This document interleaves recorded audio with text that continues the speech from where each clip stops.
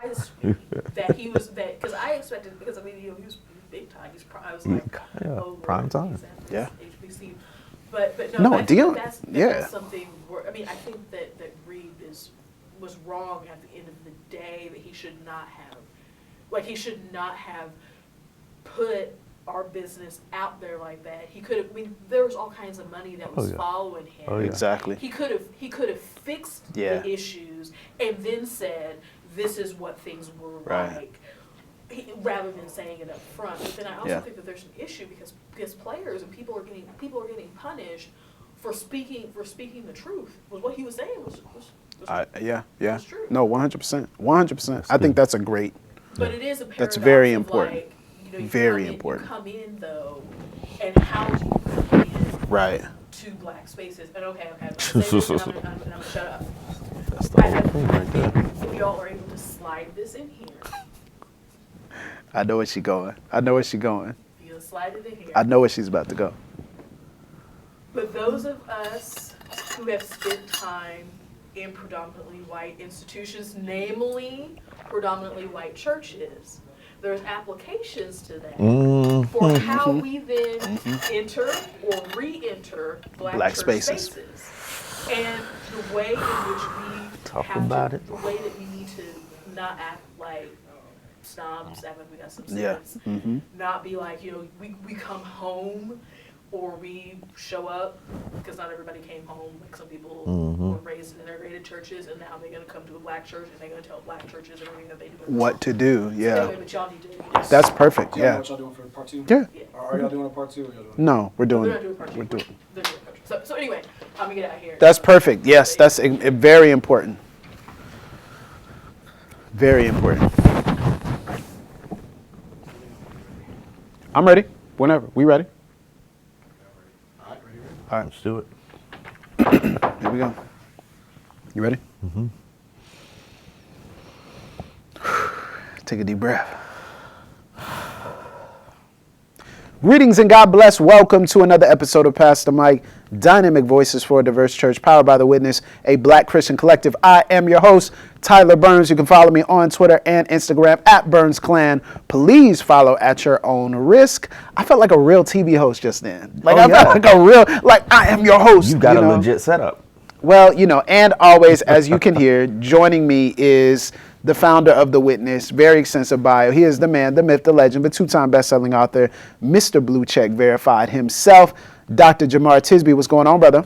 JemarTisby.substack.com. Be there. Anyway. I said, what's going on, brother? Yeah, that's good. That's good. Just forgot that part of the intro. Hey, man, look. I didn't do it last episode either. I trust you. I can't carry all your promo. You got to cut your own promo, bro. Legendary intro. Hey, man, y'all got to raise my salary by like 1 cent if you going to give me. We might can make that happen. But we're back here in the studio at St. Stephen Church. If you cannot see us, you ought to see the setup. Go to patreon.com/pass the mic, become a patron, and you will get access to these videos as well as the audio. They switch the colors back here, everything. Oh, yeah. You can't see it behind you, but they switch the colors. Okay. Switch the colors. It's nice, bro. It's nice. So shout out to the family here. Listen, man, we got to talk about something. We didn't get a chance to talk about this, but everybody's talking about Coach Prime, bro. Man, we've been talking about it for weeks, going Everybody back and forth. talking about prime time. Deion Sanders, JSU, HBCUs, Colorado. Now, why he go to Colorado? I'm like, come on, man. You can't go to just right. Colorado. Yeah, so for those who don't know, Deion Sanders, of course, is a legendary NFL player who retired and then got into coaching. Also legendary baseball player. Yeah, dual sport professional. One of these guys who just phenomenally athletically gifted body and mind, right? I think the only player, if I'm not mistaken, to play in a Super Bowl, only athlete to play in a Super Bowl and in a World Series. Unreal. So Deion, and growing up watching him, yes, when he played with the Cowboys and when he played with the Niners, like growing up watching him, I mean, there was nobody like him. He was electric, he was gifted, and he almost had this preternatural gift for the moment. Yes. And he knew what to do, when to do it. And what's interesting is both of the players that we're talking about and now coaches that we're talking about, both Deion Sanders and Ed Reed were both like this. They both had this capturing the moment. Yes. And if you go back and look at Ed Reed highlights. Go back and watch Ed Reed highlights when he played with the Ravens. I'm going to tell you, some of the most electrifying highlights from a defensive player. It's almost like whenever he would get an interception, it was like he was shot out of a cannon. It was like it was a planned thing. Because it was so, he's just so, I don't know, just so dynamic in the moment. And that's exactly how Prime was. So, for those of you who don't know, Prime wanted to get into coaching a few years ago. And in his desire to get into coaching, of course, it's an interesting time to get into coaching, pre-pandemic, things of that nature. He was trying to get on as an assistant coach at, some Power 5 schools, right? The ACC schools, Florida State, which is his alma mater, Miami, places like that. And he couldn't get in the door. Couldn't get in the door. So he decides to take a head coaching job at JSU. Now, a couple of things happened before then. I think this is important to note that there was one HBCU, I'm not remembering specifically the one, but one HBCU helped him to finish his education so that he would qualify to be a head coach. So that was also something very important. So the HBCU helped him Part of the story. That's part of the story. And then he comes on at JSU. And he had coached at high school level as absolutely, well, he had coached at high school level, so he was very gifted at that, but trying to break into college coaching, right?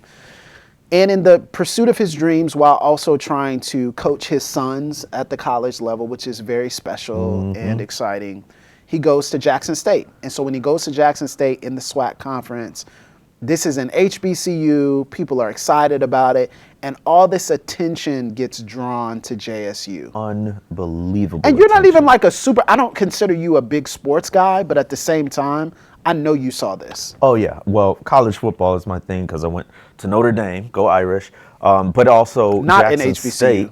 Also, Jackson State is part of the story because I took my first graduate course in history at Jackson State, lived in Jackson, Mississippi for 5 years, saw the love and the pride for JSU.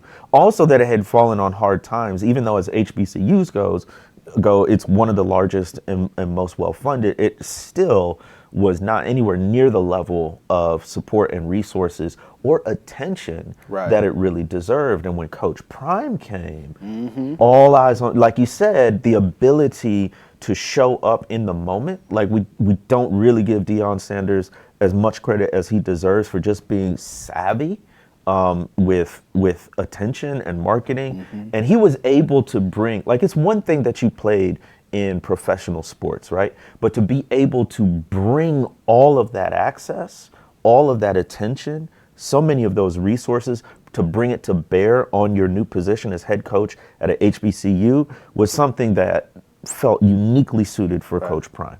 And I think, there are three elements of this that I found to be very interesting. Number one, his presentation as a coach was completely different, right? So he definitely used the non-denominational black preacher template, like definitely word of faith preacher template. Wow. The alliteration, the cadence, all that. Just like the way he spoke, like game black recognized preacher. game. We know what's no up. doubt, We know no what's doubt. up. So there was definitely that. But then also there was this tremendous ability to do social media marketing. There it is. Yes. And his social media marketing and him capturing that, doing hype videos, and really brilliant. rallying people around. And his confidence. And right? his confidence, Which right? he's The always confidence had. and the swagger transferred now to a coaching environment. And then his ability to rally players together and draw attention. And so I didn't have the privilege of going to a HBCU. And so you could tell that there was even energy in that. There was so much energy. There was attention being drawn. And that's a good thing, right? Well, that's the a quick good thing. story related to that is Notre Dame is not an HBCU in any way, shape, or form. But if there was an HBCU on campus, it was the football team because most of the players were black. And I saw the difference. I was there in these terrible Coach Bob Davie years, but then I was also there for Tyrone Willingham, who was the first black head coach of Notre Dame football. And related to this conversation about Deion Sanders and Jackson State, when Tyrone Willingham came on board and understood the players at a level no head coach could ever do previously, you could literally see the pride on players' faces. They were already big, looked like they got bigger. They walked Yeah. a little taller, shoulders back, straight. Finally, it felt like they sensed that finally we have somebody at the top who gets us. Right.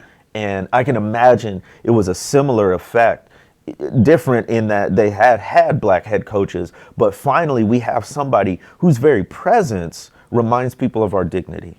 And then he grabs the number one recruit in the country Yes. from his alma mater, and Travis Hunter, and then he's recruiting people. People are transferring. The team's playing extremely well. Everybody wants to play for Coach Prime. Yes. Everyone wants to play for him. Seems like a fun atmosphere. And then Whew. there were rumors that he was getting head coaching offers or entertaining them. A couple of people had asked him this in journalistic moments in journalism. They'd asked him, "Hey, so if you get a Power 5 head coaching offer," he'd be like, "Well, I have to entertain that. Yeah. I'd have to think about it. I have to look at it." And then the news comes out slowly but surely that he's going to be moving to Colorado and probably going to be taking all the best players at Right. JSU with him in the transfer portal. Now, I don't know if he would have necessarily, in fairness, been able to do this in the way that he did, or if he would have done this without the adjustment to the transfer portal rules. Excuse me. So normally what happens is you have to wait a year before you can actually play once you transfer. So you have to redshirt a year afterwards. And in some cases, maybe even longer than a year.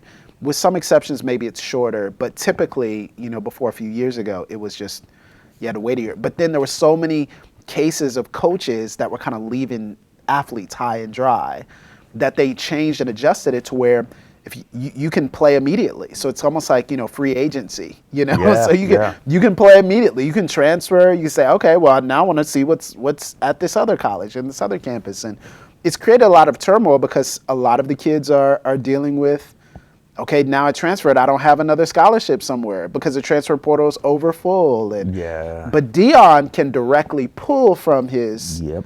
JSU best talent gifts and directly pull straight to Colorado, which is a struggling program on the West Coast. It's a struggling program. It's not the bastion of football excellence. And now he can not just command a top dollar salary, but offer these former JSU athletes tremendous facilities, opportunities, national attention. Right. And so he leaves. But coaches leave all the time. Like, what's the big deal? So here's the okay. Is this it? Jemar's like okay, and Like you talk about What? a very flashy coach moving from one school to another. I mean, transfers and shuffling like this happens all the time. What's so special about Coach Prime in Jackson State? here's the deal. In early, I believe it was 2020, when he came on as Jackson State's head coach, he said he could have gone to another school. He could have gone to other places. I don't know if he could have. There's dispute about that. But he says, I could have done this, could have done that. But this is the key here. He says, God called me to Jackson State. Yeah, I remember that. God told me that I have to go to Jackson State. It is always very interesting and always sometimes a bit precarious when you use the words God told me. Now, I come from a Pentecostal background, of course, as you know. And so the idea of God telling me, hearing that, I've heard that, I've said that. Sometimes different people mean different things, right? 9 times out of 10, people don't mean they heard the audible voice of God. Sometimes they mean their spirit bared witness with something, or they felt led to do something, or they felt convicted to do something, or they felt moved to do something. And then other times it's just because they wanted to do it and then they put God in it. That's right. Right? Yeah. So it was a little bit, I think, of people, and I can't speak for, HBCU alumni and professors and people, but I can tell that a lot of people felt like, okay, so you came in here promising change and you delivered on that. But you also promised to materially change the attention for HBCUs. And that God told you to. and that God told you to, and that you said it would be, why do we have to go to the big Power 5 schools? Why do we have to go to these flashy schools? Why do we have to go to the ACC schools? Why do we have to go to the Pac-10 schools? Why do we have to do that, right? And he was making the case and the argument, we can do it just as good here. Right. But then you leave. And so it brought up the question, and some people use the word sellout. That's not really what I'm bringing up. But it brought up the question of, what is the equity of coming in with big, bold ideas about what you're going to do to change, and then leaving before the change is actually institutionalized? Right. We can see the change that's on the surface. Yeah. But leaving before it's institutionalized, leaving before it's systemic, leaving before it changes from the foundation. And then now, when you came, the attention was with you. When you left, the attention's still with you. It's going to follow you. Yep. And so now what does Jackson State do now? That's right.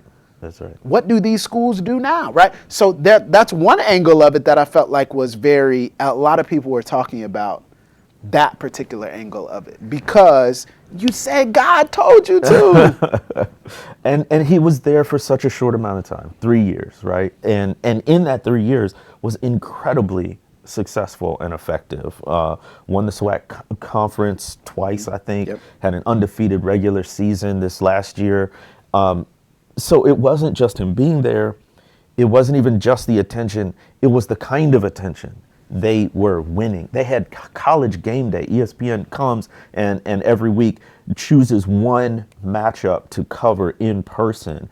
And that hardly ever happens at an HBCU. Right. Yeah. And they College Game Day at Jackson State. And with that attention, and especially because it's a football program, dollars come behind it, good, student and alumni pride, all of that stuff. So I think the fact that he was that successful also played into it, right? He wasn't just there. He was there and he was winning, and it felt like it was just beginning. Well, and okay, so let's give it from Coach Prime's perspective in fairness, right? So he says, in this coaching game, if you don't elevate, you get eliminated or something like that. There was some alliteration they used. So you have to elevate or else, right? Yeah. He also said that the facilities at Jackson State just weren't up to par. Yeah. He also said that he was having to pay for stuff, right? He also said that he was having to get a reduced salary based upon the constraints of the school. Right. So he's working in conditions, according to him, that aren't conducive to long-term success, winning, transformation, which leads me to our second case study, right? Which is Ed Reed. So Ed Reed, who is, once again, University of Miami, one of the greatest safeties ever, both in college and in the NFL, he decides that right after Prime moves to Colorado, he's going to get in the mix and go to Bethune-Cookman. Another HBCU. In Florida, right? Yep. I know Bethune graduates, Bethune alumni, all the above. And so he decides he's going to go there. Now he goes there. Everyone's doing the splash. This is Coach Prime, part 2, 2.0, what have you. And then he comes out on IG Live and blasts me. There's trash in my office. There's trash everywhere. And he's cussing at the camera, everything. And people are like, yo, wait a minute now. And so all of a sudden, HBCU alumni and people like pushing back on it. And then after a couple of weeks, it comes out that Bethune decides he was actually in the advanced stages of a hiring process. So he didn't officially have a contract yet.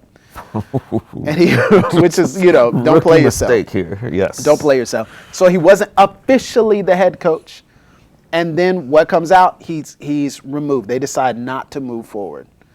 And so he gives this impassioned plea on IG Live to his students, to his players. They're crying, they're emotional about it because they saw an opportunity similar to JSU. Yeah. He said he was bringing high dollar donors like Shaq and other people that were going to pour money into the school.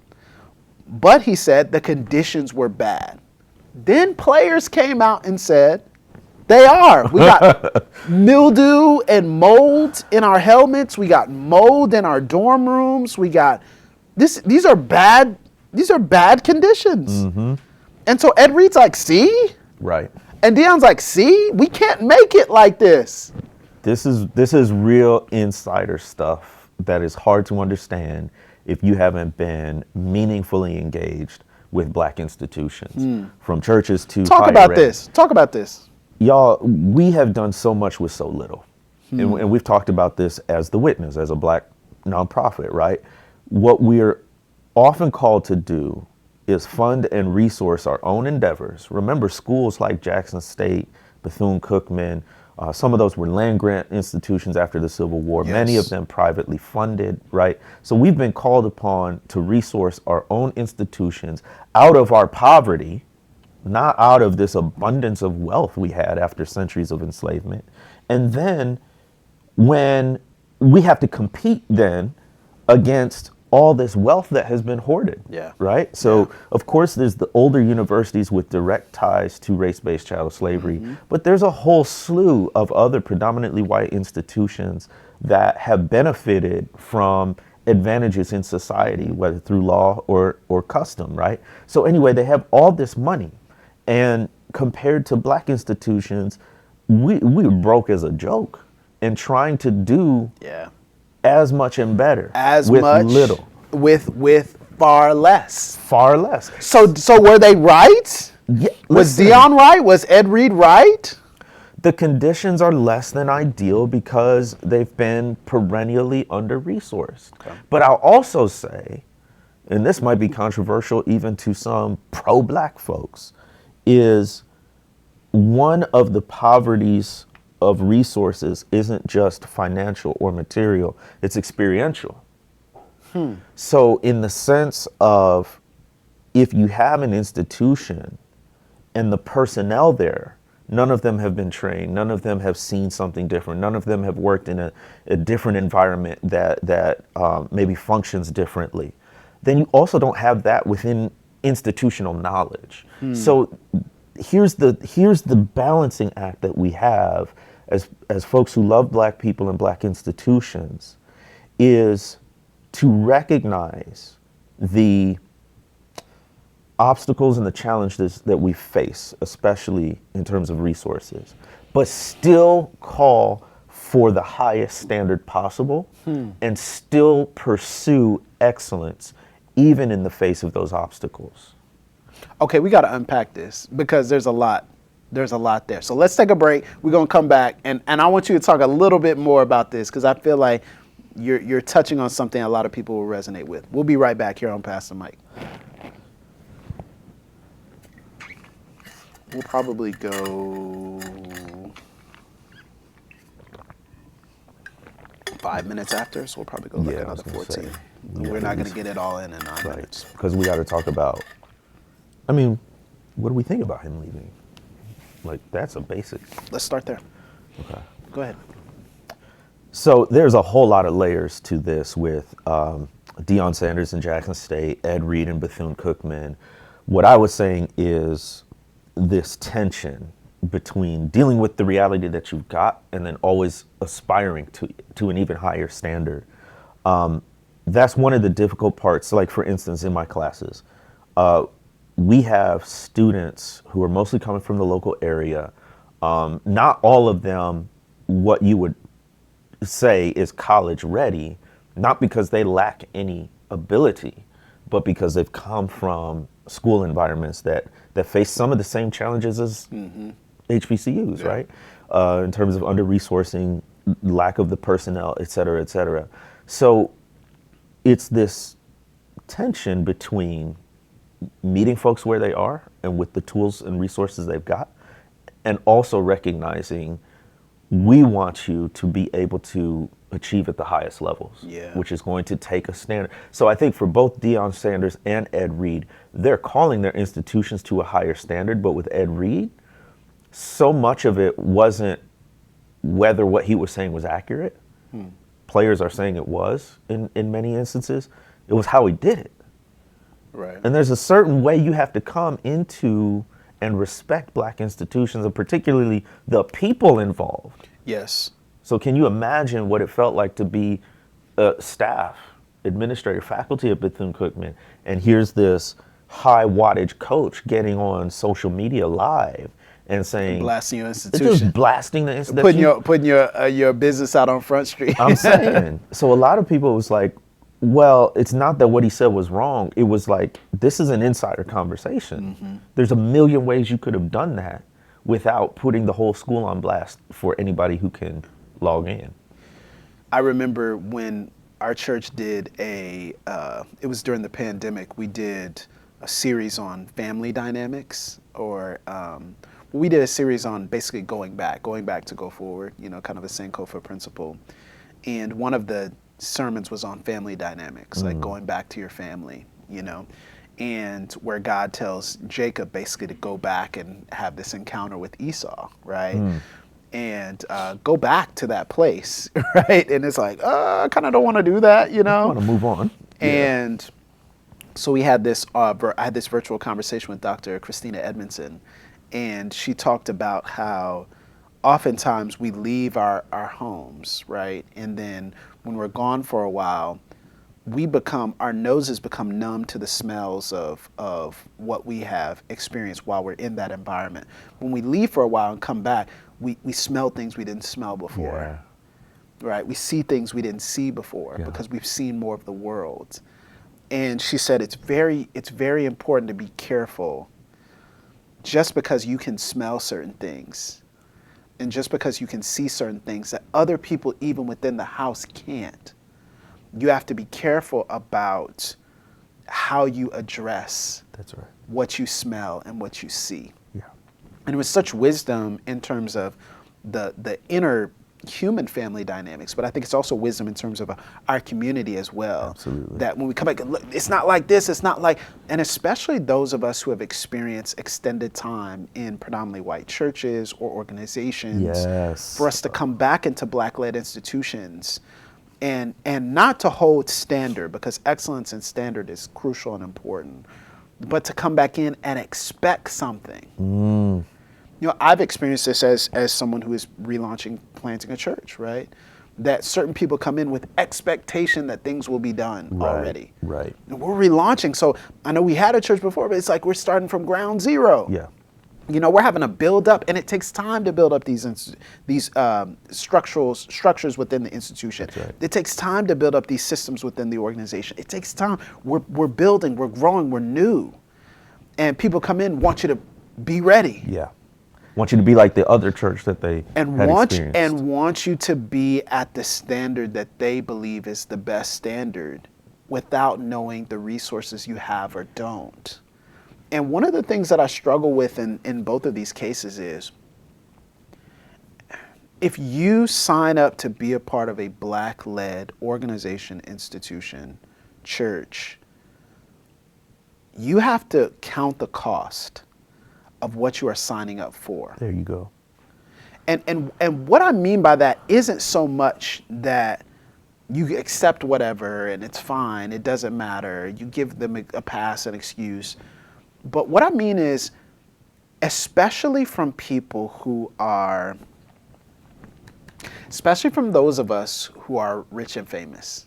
I am not rich and famous, so I don't have this. I say those of us like I'm one of them. I'm not. But for my heart hurt because Deion and Ed Reed are some of the greatest athletes to ever walk the face of the earth. Some of the greatest athletes to ever pick up a football. And they have experienced great success, great wealth, great achievement, great accolades.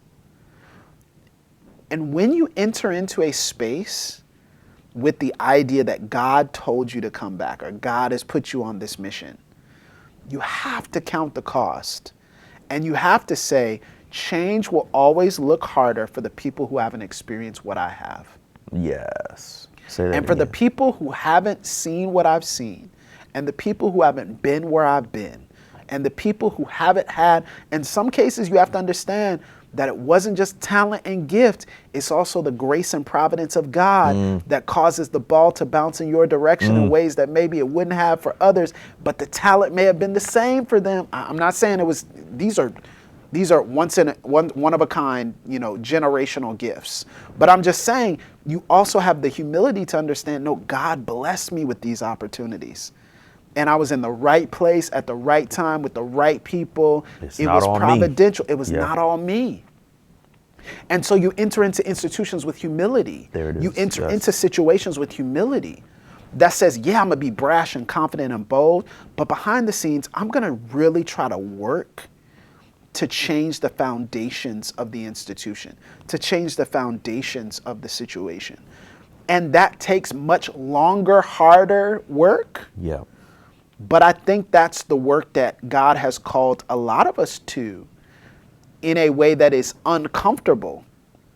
And it also means we might not look as successful to other people, or we might not be as successful to other people in comparison to what we could. You could have done this, you could have done that.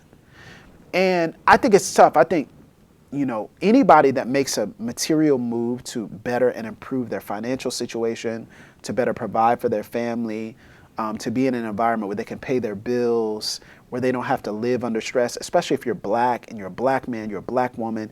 I completely understand that. I support that. Do that, right? As long as it's not like doing something that's shameful or demeaning or illegal, like go for it. Like I get it, right? But for those who have wealth, and for those who have privilege, and for those who have, what does it look like to sacrifice opportunity for the long game?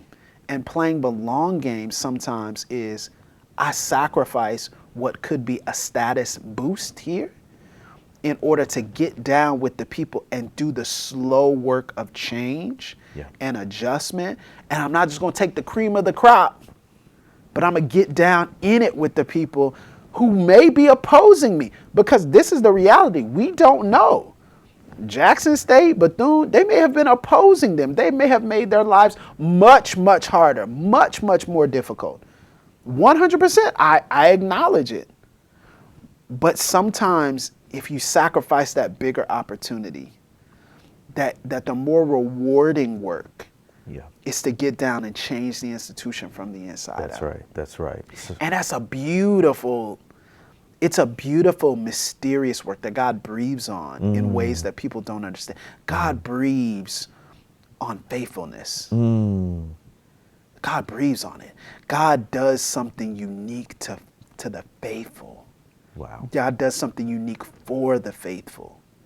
And I think sometimes we really are convinced that if I separate myself and I get in a different space, and it's going to work here, it's going to work there. And the kingdom doesn't work like that type of human math. Yeah. The kingdom, God uses the foolish things of the world. Shame the wise. To confound those who are wise. God uses the weak things of the world to subvert the ones who are mighty. Well, if I have more, maybe God will breathe on your less. Maybe. I don't know. All right, preacher. Hey, man, I'm just, God will maybe. breathe on your less. But maybe he will if you're found faithful in doing what he's called you to do. And so my heart hurts because sometimes I think we send messages to people that, it's got to be more, it's got to be. And maybe it doesn't have to be. Some cases, I think God does do some unique, mysterious things. Sometimes there are opportunities, you take them. I'm not saying don't take the opportunity. But then sometimes, God calls you to Simmons. Jemar, you could be anywhere. Oh, you could go here, you could go there. But no, look, I'm going to be with my people. Yeah. I think when you say counting the cost, that's very, very real. We're of a generation that was born into desegregation, not authentic integration, but desegregation, in that different opportunities open and available to us that weren't to our parents' generation, and certainly not our grandparents' generation. And so we can enter those spaces. I can go to a place like the University of Notre Dame. I can go to different places that are predominantly white, and that not being unrelated to the fact that they're well-resourced. Right. And I can see what it's like there. And honestly, with more resources, with more institutional knowledge, you can do things at a higher level and a higher degree, right? And that's not wrong or bad in and of itself. But when you said the thing about humility, to know that not everybody's seen what you've seen. And the other thing is, and I have to really remind myself of this because I've been blessed to be in a lot of incredible spaces, is to realize the journey that people have been on. Oof. So where you're entering into, you don't know what it was like before. Yeah. So they may have grown by leaps and bounds, which to the people involved in dirt under their fingernails working for change, it's like, are you kidding me? Yeah. You don't know what we've been through to get to where we are now. And no, we're not where we want to be, but the last thing we need is somebody coming in here and disrespecting the work, the labor, the effort that we've already put in. Done. Yeah. So I think what was so really troublesome, really difficult for folks like me and others with Deion's departure is it felt like an effort interrupted. So after just 3 years, he had instigated so much. It was just a complete sort of turnaround and shift for the football team in that department, which, as you said, could have been institutionalized to some degree, could have come to characterize the entire university, but we'll never know. Yeah. Because he up and left. And I think that was what was so hard for people. And it gets back to the dignity thing. Right. Folks at Jackson State and in the city of Jackson, alumni and supporters recognize the value of this institution. Yeah. But what is so frustrating and part of counting the cost of working at a black institution is to be constantly overlooked and underappreciated. Yes. Doing what you're doing it to the high degree, the best you can with what you've been given. And nobody recognizes, all the attention goes to the Power 5 school, all the attention goes to the well-funded school. And meanwhile, you're doing more with less and not getting anywhere close to the kind of recognition. Then somebody comes along, shines a spotlight on, doesn't make you great, shines a spotlight on how great you already are. And then that spotlight shifts again. Yeah. Follows that person.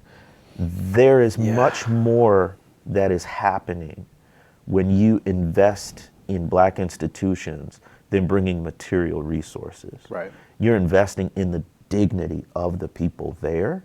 And so that means there's much more involved when you leave. And I say that as somebody who's at an HBCU, has no idea what the future will hold. Yeah, absolutely. But just trying to at least honor the capaciousness, the expansiveness of what it means to be involved in a black institution. And this is what I'll say in closing, Jay. I think I'm at this stage of my life where I'm charting out what my life will look like. You know, what will my life look like and what will it be in the future? I think I'm at this stage of life where I don't want to take an opportunity. I want to bring people with me to an opportunity. And I don't just want to walk into a door. I want to walk into the door and hold it open. Yeah. And I want to walk hand in hand. I want them to have to refashion the door because there's so many of us coming. Right? Like I feel like there's this level of, it's not just about me, it's about more than me. And I've always felt that way, but I think more so in this, you know, kind of transitioning into what is life going to look like moving forward. Yeah. I want to create space for more. And I want to be the catalyst for creating space for more, not just for me. And part of the challenge of being, you know, young and black, and you know, for some of us young, gifted, and black, is we have opportunities. And opportunities are seductive. They are seductive, but they're also seductive gods to worship. Ooh. And I think the greater call of the kingdom is my community comes with me. And so this is the idea of, you know, Deion goes to Pac-12. Look at it, we won. You know, what I see it all on Facebook. What game we going to? What game we going to? Where we going to get some Colorado gear? You know, been on good and well, you ain't never been to Colorado. But anyway, we go get this Colorado gear and all this. I get it. I understand. Support your people. I'm not saying that. But what would it have looked like if in 10 years, Deion's able to say, oh no, Jackson State is now part of one of these bigger conferences. because the program's so big, it outgrew where it was. And so now the program comes with. Right. So I don't just go. The program comes. My people come with me. And I think some of us have to admit that, maybe we've short-circuited a call. Maybe the call. Ooh, come on, man. Maybe the call was actually for us to Moses carried the weight of leading the people. There's so many people, they got so many problems, everything. I'm going to help you with structure. I'm help you. But if Moses has said, I don't want to deal with everybody. Let me just take a couple of y'all and then we'll take you. But no, you were the nation. It's the nation. You take them to show them something they've never seen before. And frankly, they might grab you and pull you back and make you feel so overwhelmed that you might not see it yourself. But because you were faithful, gotta breathe on it. People behind you will see what they wouldn't have been able to see if you weren't faithful. If you didn't do what you were supposed to do, your grandkids won't see it. They won't be able to witness and live in it and touch it and see God's greatness in it. And maybe that's the issue. Maybe we just want it for us. Ooh. And I'm just at this place of I don't despise those who want it for them. I don't despise that. I don't. Like I used to, and I've hopefully grown past that because that's immature, right? We celebrate wins, we celebrate victories, no matter where they come from. Praise God. But I want more than that. I don't want it for me. I want it for us. I feel like this is going to be a theme. This is going to pop up in our conversations. I think so too. I think this is my 2023 mood. I don't know, man. But so that's what hurt my heart, man. And best of luck to Deion, his sons, Ed Reed, everybody. I mean, we need more examples. But I do feel like I want more than just them. The call got to be bigger than a person. What if the call is for people? All right, I'm done.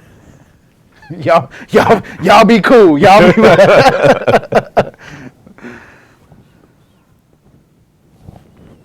Man, there's a lot to that.